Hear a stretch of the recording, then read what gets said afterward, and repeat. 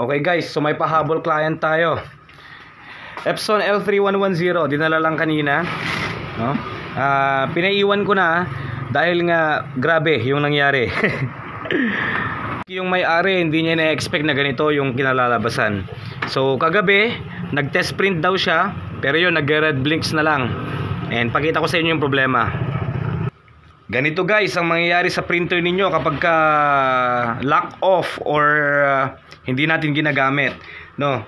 So kitang-kita naman sa labas, yung naputol na ang kanyang timing belt, and kung papansinin natin sa mismong timing belt niya, may mga part na parang kinagat-kagat ng daga. So problema to mga kaibigan. Yan, and worst, isa pa, boom. Yan, nakakarton pero napasok pa rin ng mga elementals. So tanggalin natin yung kanyang yung scanner. Pati flex cable scanner, okay. Pati flex cable ng scanner putol na rin guys. So yan. Yung power button yun. Hindi naman daw ina-expect ni client dito. Akala daw niya may paper jam lang. Akala niya nag-jam lang mga kaibigan. So timing belt, given ang problema na agad dito is yan, naputol, nangat-ngat to mga kaibigan. Hindi kasi mag-focus yung cellphone ko, nakakainis naman yan. Nangat-ngat yan. So isa pa, even sa flex cable, muntik na. Konting-konti na lang sana yan. And itong mga papel dito, yung mga nagkalat na mga papel, yan, pinagkagat-kagatan yan mga kaibigan. Oh, nandun oh, sa ilalim oh.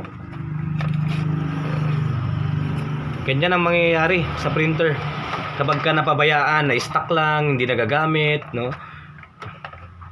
Kahit sabihin nyo pa.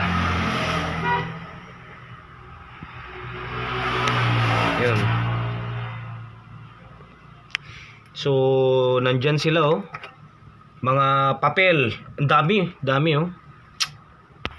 Tingnan natin. Yan. So, super daming mga papel. Oh.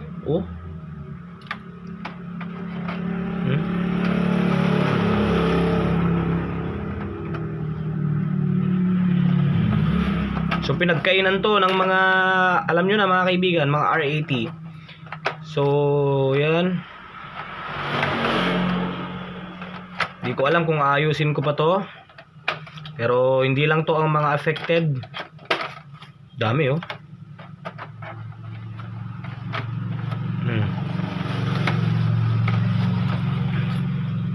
Yun oh. Grabe yan oh. Siguro okay pa naman ang roller nito. Yun nga lang, wala na. Ang dami nang nasira sa motor. Dito inat-ngat na yung mga wirings. Okay lang, pwede natin idikit yan. Pero ang worst sa kabila, yan o. Oh. Nangat-ngat na lahat mga kaibigan. So di ko alam kung i-restore pa natin to. Pero ito, beware. Ganito ang mangyayari sa mga unit ninyo. Tama na yan. Wirings sa motor, no? Baka pwede pa natin diskartehan yan. Sa flex cable, ano ba ang possible na tama nito? Sa timing belt, Diyos ko po, baka bilhin na lang natin to as defective kung sakali. Kung hindi na, sabi naman ni client, kung masyado ng malaki yung gagastusin, wala na. O yan, ganyan ang mangyayari sa printer ninyo mga kaibigan. Kapag ka, o yan, naputol. Kapag ka na-stuck siya, napapabayaan lang. Sayang naman. Kusa na rin naglalak. Yan o. O yan. O, naputol na. Nangat-ngat na yan. So hopefully okay sa print head. Ano itong nilagay na ink dito? Pinaghalong pigment at dye ink. Ay, pigment yun o. At dye, oo. Kulo ko naman. O, ganito ang mangyari sa printer natin pag napabayaan. So please, make sure na kung hindi nyo gagamitin, takpan ninyo ng safe. Ito nilagay sa karton. Uy, ano yung Guys, may buhay, may daga sa loob. Shit, may daga sa loob nito. May gumalaw eh. Nandun oh, positive.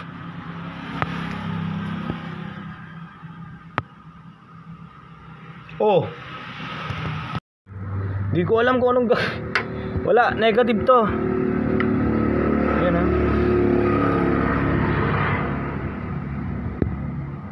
Kita na ang ebidensya.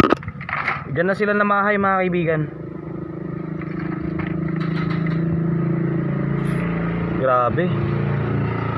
Pinamahayan na ng mga R80. Ano ba yan?